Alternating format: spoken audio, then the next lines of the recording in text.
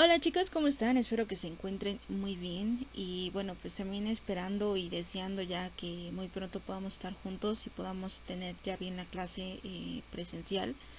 Y también para recordarles chicos que me dio mucho gusto verlos a todos y cada uno de ustedes. Faltaron ahí una o dos personas, pero en la mayoría me dio gusto verlos a través de la computadora, saber que están bien y que siguen teniendo su esencia. Y bueno, pues aquí vamos a continuar con las clases. Entonces, la siguiente unidad que nos corresponde pues van a ser enfermedades de origen traumático.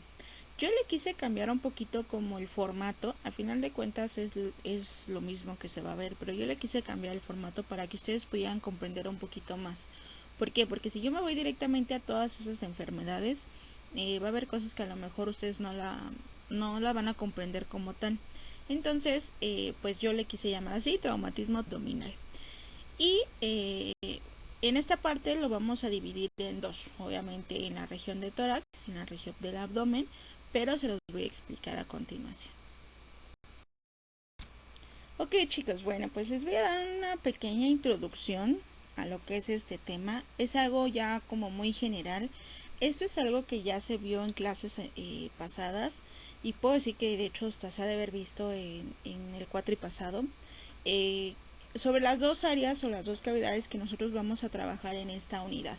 ¿Cuáles son estas áreas? Pues las que están aquí, que es el tórax y el abdomen. Anatómicamente hablando, que nos va a ayudar mucho el saber de anatomía, que se supone que ustedes ya la tienen que saber, pues ustedes ya pueden identificar qué órganos están en el tórax, qué órganos están en el abdomen, qué órgano es el que divide al tórax del abdomen y cuáles son las demás cavidades que existen en el cuerpo, como la cavidad craneal, la cavidad pélvica, que no se ven en este tema como tal, pero pues van a lo mejor relacionadas unas con las otras. Entonces ustedes obviamente eso ya lo tienen que identificar. Si yo les pongo una imagen, ustedes ya tienen que por lo menos identificar la mayoría de las estructuras.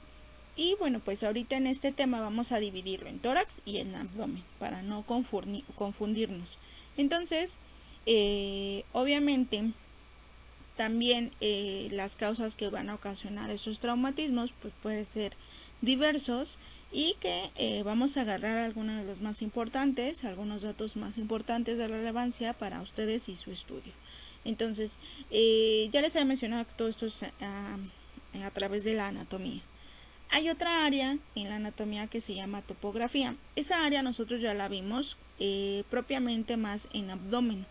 En tórax nos falta un poquito más en profundizar en cuanto a la topografía, pero en cuanto al abdomen ya lo hicimos. A lo mejor como tal el nombre no se los dije así, pero ahorita se van a acordar porque se acuerdan que hay unas líneas que dividen al abdomen para poder identificar la localización de ciertos órganos o de todos los órganos. Entonces, se acuerdan que había una fosa ilíaca derecha, una fosa ilíaca izquierda, un epigastrio, un hipocondrio, un flanco izquierdo, un flanco derecho.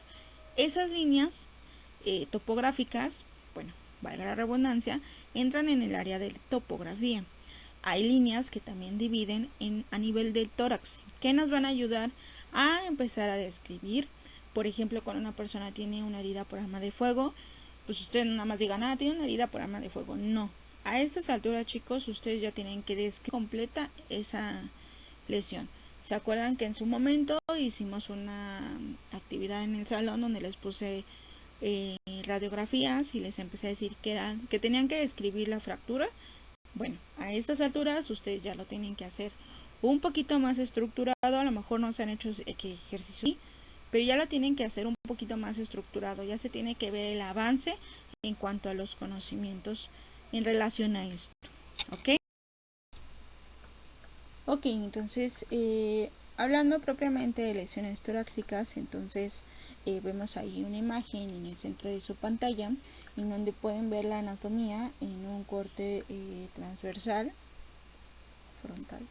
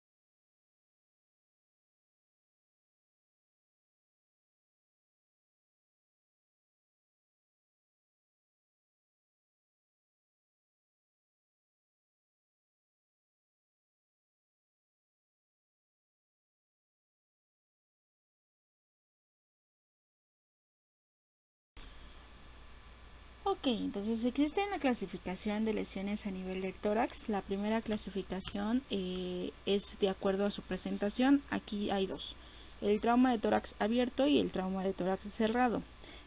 Como su nombre lo dice, obviamente, para poderlo entender un poquito mejor, la cavidad torácica cubre a órganos vitales para la vida y para el ser humano. Entonces, hay veces en los que la persona tiene X accidente y no llega a tener ninguna herida visible. Entonces, nosotros podemos decir, pues está bien, está caminando, está hablando, no le pasó nada, se paró de la nada, pero por dentro nosotros no podemos visualizar el daño que hubo. Hay pacientes o hay personas que se llegan a caer de cierta altura, no sé, de la azotea, ejemplo, 6 metros, ¿no? Entonces hay personas que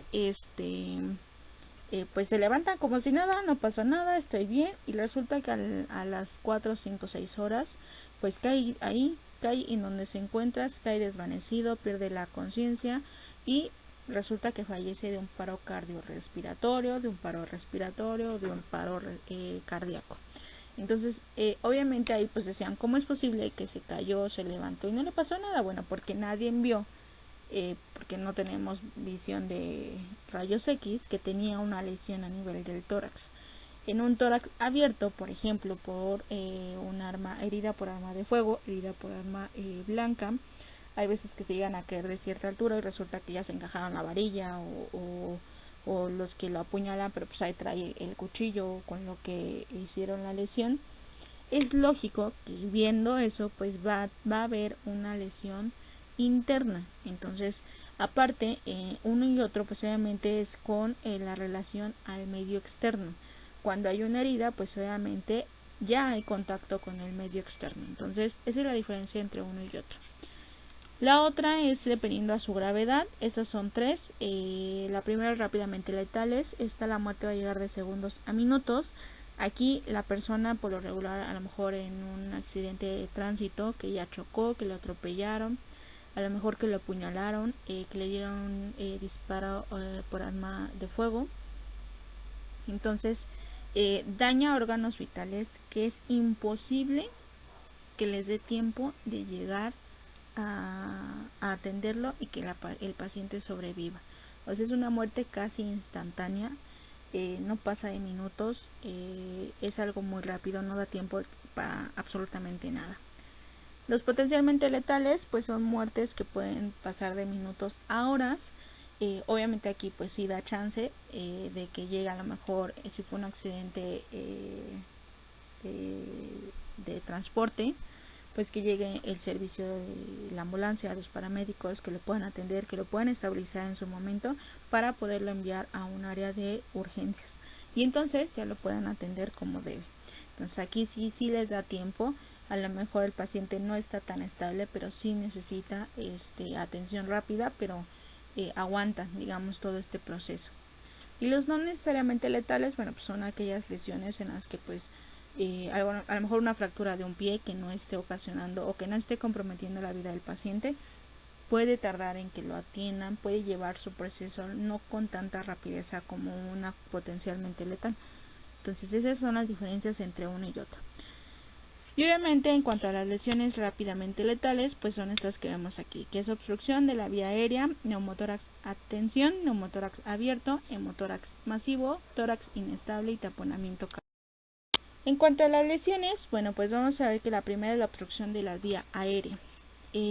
Obviamente ustedes, quiero pensar que en algún momento han visto personas o les ha pasado propiamente en donde se les atora, luego dicen se me atoró la saliva y entonces están tose y tose y tose, o la gente que se atragantó con un pedazo de comida, con algún dulce. Esto por lo regular llega a pasar a lo mejor más en niños porque todavía no controlan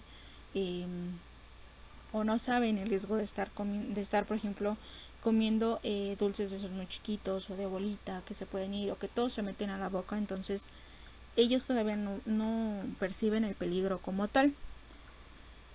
Obviamente pues se tiene que observar a la persona que no tenga nada que esté obstruyendo tanto en vía aérea, que es la nariz o boca. ¿Qué pasa aquí? Bueno, cuando una persona empieza a presentar datos de dificultad respiratoria, como lo vemos en esta imagen, lo primero que hacen es que se lleva, obviamente no pueden hablar, se llevan las manos al cuello, y si hay gente ahí cerca, pues les empieza a hacer como señas así de que pues ayúdame, cara de angustia. Hay veces que dependiendo el tiempo que estén presentando estos se vuelven cianóticos, es decir, se vuelven moraditos. ¿Y qué pasa? Obviamente en niños, en bebés y en adultos, pues existe la famosa maniobra de Heimlich. Y mediante esta maniobra, pues obviamente quien la sepa hacer, porque no es tan fácil, al momento de hacerla, pues puede expulsar con lo que se está atragantando. Pero, ojo, si esa persona que está presentando datos de dificultad respiratoria a lo mejor estaba comiendo, bueno, a lo mejor podemos suponer que lo que le estaba atragantando es un pedazo de comida, ¿no? Que no puede ocasionar que respira normalmente. Entonces se hace la maniobra. Hay bebés o hay niños que se meten las cosas a la boca. Hay gente que no sabe hacer la maniobra de Heimlich, que es la que les estoy comentando.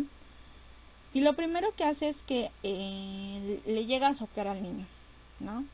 Entonces, si es un juguete, si es un dulce, si es algo que está obstruyendo esas vías aéreas, y al momento nosotros de soplar en su boquita, lo que vamos a hacer es introducir más esa pieza y entonces va a ser más difícil sacarla y más fácil que la persona o niño entre en conciencia, es decir, caiga desmayado porque por la falta de oxígeno, porque no puede entrar aire a sus pulmones.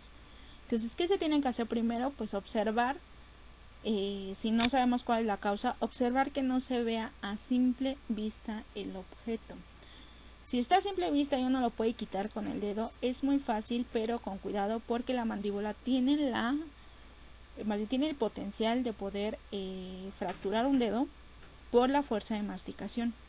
Entonces, si tiene, obviamente, pues, su chiste, no es cualquier cosa. Y bueno, pues ya se ve si se está a la mano o no. Obviamente, mientras se ve esto y se ve que no se pueda sacar, la persona sigue cianótica, a lo mejor se llegan a desvanecer, ya debe de haber una persona hablándole al servicio de emergencias. Entonces, hay personas que ya están inconscientes, a lo mejor, no sé, yo sospecho de que pues, sí se está atragantando con algo, tenemos que revisar que no haya nada en nariz, que no haya nada en boca, y si no, pues tratar de hacer las maniobras. Las maniobras son para cuando la persona esté consciente. Cuando esté inconsciente sí se tiene que observar o si no llevarse rápidamente al servicio de urgencias. La otra enfermedad es el neumotórax. Atención, ¿qué es un neumotórax? Simplemente la palabra es un colapso. Entonces, a nivel pulmonar, es decir, de los pulmones, pueden ser uno o ambos. O sea, los dos pueden estar colapsados, pero hay veces en los que nada más es uno. ¿Por qué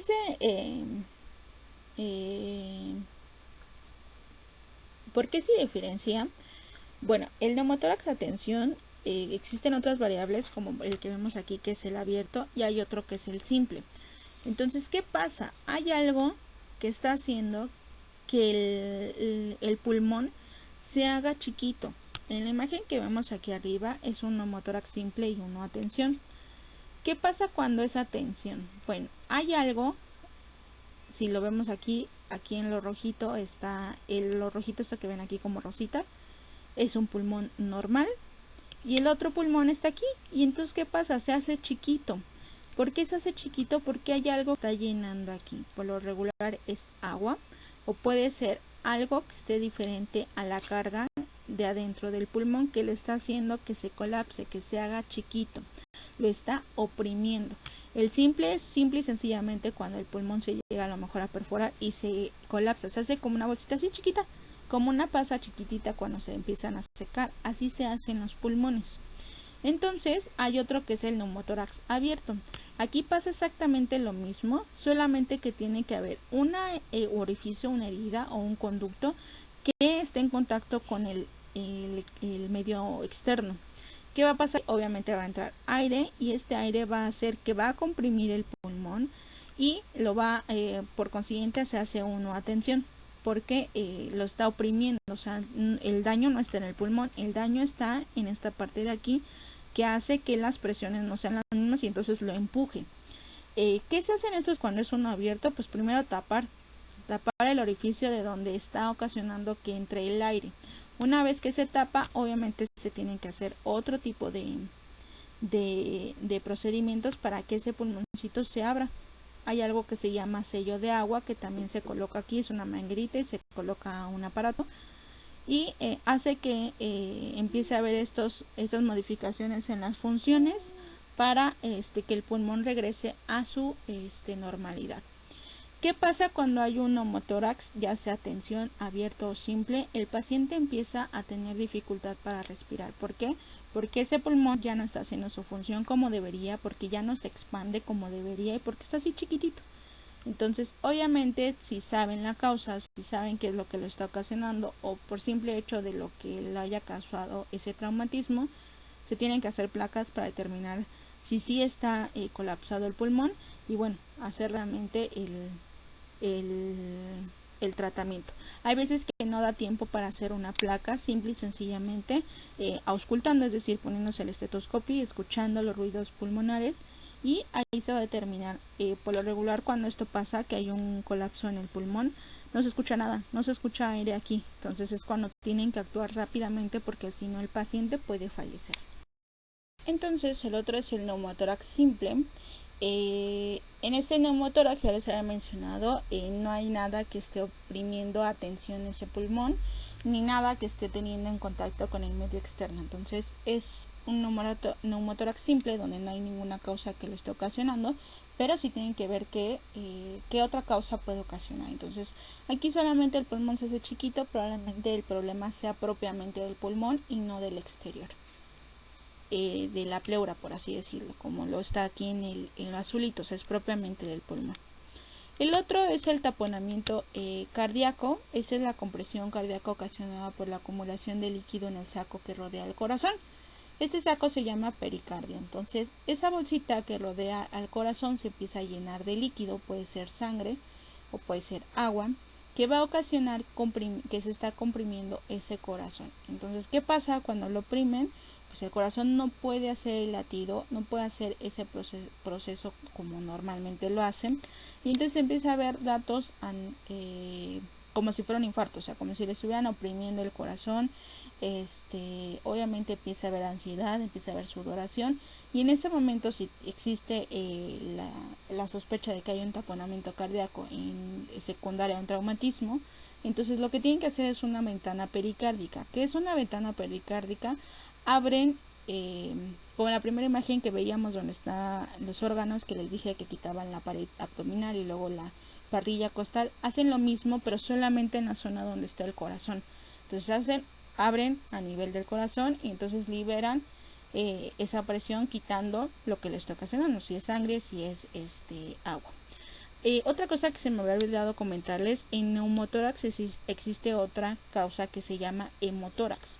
El hemotórax es la misma, digamos, procedimiento que va a ocasionar la dificultad respiratoria y todo, solamente que ahí lo que lo va a ocasionar es sangre. No hay aire, no hay agua, es sangre, por eso se llama hemotórax. El tratamiento es exactamente lo mismo, pasa lo mismo con el pulmón, pero lo que está llenando afuera del pulmón y lo que es la pleura es sangre, por eso se llama hemotórax. Y bueno, otra de las lesiones es el tórax flácido. Este consiste en múltiples fracturas en más de 3 costillas adyacentes que resultan en un segmento de la pared torácica que se separa del resto de la caja misma, y es un marcador de lesión en el pulmón subyacente. Como lo vemos en la imagen, pues resulta que chocó, lo atropellaron, le pegaron y le rompieron más de 3 costillas. Entonces, ¿qué pasa? Pues ese tórax, esa parrilla costal va a estar inestable. Entonces, si la persona respira, si la persona se mueve, si la persona le vuelven a pegar, esas mismas costillas pueden perforar el pulmón y entonces se hace un neumotórax cerrado a tensión. ¿Por qué? Porque va entrando aquí el aire. Entonces no es abierto porque no está en relación al medio externo. Entonces pueden ocasionar que este pulmón se colapse o simple y sencillamente no se colapse, pero sí haya cierta dificultad respiratoria. Entonces Cuando hay un paciente así se tiene que estabilizar y lo preferente es que no se mueva y lo tienen que estar monitoreando. Las fracturas de costilla no se operan, eso ya les había comentado que son las únicas que no se operaban. Y bueno, ya por último, pues el manejo de estos pacientes, a lo mejor ustedes no lo podrán ver en la práctica ya en su trabajo, pero pues para que tengan más o menos una idea de cómo se manejan. En pacientes con herida toracoabdominal en general, bueno, obviamente si ustedes a lo mejor lo encuentran en la vía pública o lo encuentran en algún otro lado, pues tienen que valorar. O sea, el paciente está ahí, nosotros hay que valorar, hay que ver cuál es la causa. Viendo la causa que está ahí, a lo mejor chocó, una persona chocó en el carro, era la persona que iba al volante, es el conductor. Hay que recordar, y lo vamos a ver en videos posteriores, cada persona en el vehículo va a tener lesiones diferentes y es como ustedes van a poder identificar que estaban o no estaban en cierta zona. Entonces el conductor, por ejemplo, choca, bueno, tiene un trauma a nivel abdominal, perdón, a nivel torácico. ¿Por qué? Porque el volante le pegó por el simple hecho de haber chocado y por las energías. Pero lo sacan, pues está bien, está normal, pero lo ven, en ese momento lo ven estable, porque lo están viendo visualmente. Entonces, ¿creen ustedes que esa persona puede tener un trauma cerrado? Bueno, siempre la duda debe ser que sí, entonces se tiene que llevar a valorar. Se lleva, bueno, va al servicio de emergencias, ya lo valoran, lo estabilizan, lo llevan al servicio de urgencias de un hospital X, el que quiera. Entonces resulta que pues ya le hacen rayos o radiografías de tórax, pues sale normal. A lo mejor tiene una pequeña herida, una costilla fracturada, o no pasa absolutamente nada. Bueno, pues entonces se va a observación, de observación ya se va a su casa. Resulta que sí, tiene un hemotórax, pues hay que atenderlo rápidamente, se llenan todos los formatos y obviamente se va a una laparotomía laparoscópica, es decir, tienen que abrir para revisar todo, para ver dónde está el daño. Que tiene neumotórax, bueno, también pueden hacer una toracostomía y se va a observación. O sea, eso es dependiendo de las características. No todo es cirugía, no todo es solamente observación. Entonces es dependiendo de cada una de las patologías, de las características, de los signos y síntomas que los pacientes estén presentando en su momento. Tiene neumoperitoneo, hernia diafragmática, se va inmediatamente a cirugía y se cataloga como un paciente inestable. ¿Qué es una hernia diafragmática? Una hernia es un orificio por donde pasa una estructura que no debe de pasar por ahí. No sé si han conocido a personas, por ejemplo, la mayoría tiene hernias a nivel del ombligo. ¿Qué pasa? La pared muscular del abdomen es tan frágil que se rompe. Entonces, ¿qué sale ahí? Pues por lo regular es intestino. Entonces, hablando aquí en hernia diafragmática, ya todos saben dónde está el diafragma, se rompe y entonces todo lo que hay en el abdomen, que por lo regular es el intestino el que sube, va a pasar hacia la cavidad torácica a través de ese orificio, de esa hernia. ¿Qué va a pasar? Pues obviamente va a comprimir los demás órganos y va a ocasionar una inestabilidad en el paciente. Y pues obviamente eso se tiene que operar porque esos órganos no van ahí, tienen que regresar a la cavidad abdominal para que se estabilice. Es lo mismo que pasa en una hernia a nivel de ombligo, se tiene que operar para, se pone una malla donde ya esos intestinos o ese órgano ya no salga de ahí y entonces con los cuidados necesarios ya no se vuelva a realizar otra vez esa hernia. Hay otras hernias que son a nivel inguinal, que es exactamente lo mismo y pues es el mismo mecanismo, más o menos. Entonces, en un paciente que ya tenga hernia diafragmática se va a cirugía rápidamente. Y bueno, pues entonces hasta aquí, chicos, les dejo este video que es lesiones a nivel de tórax.